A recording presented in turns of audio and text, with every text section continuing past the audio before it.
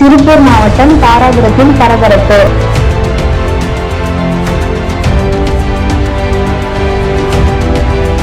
வீட்டுமனை பட்டா கேட்டு கோட்டாட்சியர் அலுவலகத்தில் அருந்ததியர் மக்கள் கண்ணீர் மல்க தர்ணா போராட்டம்.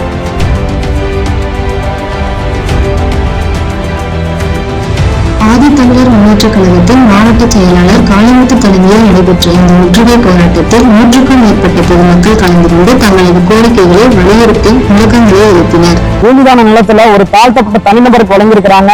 தனிநபருக்கு வழங்கிய பட்டாவை நிலச்சீர்திருத்த பிரிவு உடனடியாக ரத்து பண்ணி இந்த மக்களுக்கு, இந்த ஆத்திக்காட்டுல குடியிருக்கிற 60 குடும்ப மக்களுக்கு உடனடியாக பட்டா வழங்கணும்னு சொல்லி கேட்டுக்கிறோம். இது இன்னைக்கு நேத்தான கோரிக்கை இல்ல, 60 வருஷமா கோரிக்கை வச்சுட்டு இருக்கிறோம்.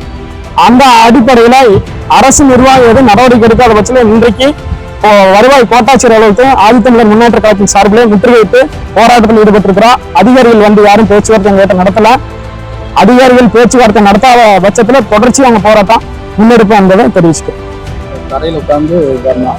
இன்றைக்கு கோட்டாட்சியர் அலுவலகம் முன்னாடி தரையில் உட்கார்ந்து தர்ணா போராட்டத்தில் ஈடுபட்டு 3 தலைமுறைகளாக போராடியும் தங்களுக்கு இதுவரை பட்டா வழங்கப்படவில்லை என போராட்ட களத்தில் பொதுமக்கள் கண்ணீர் மல்க தங்களது ஆதங்கத்தை வெளிப்படுத்தினர்.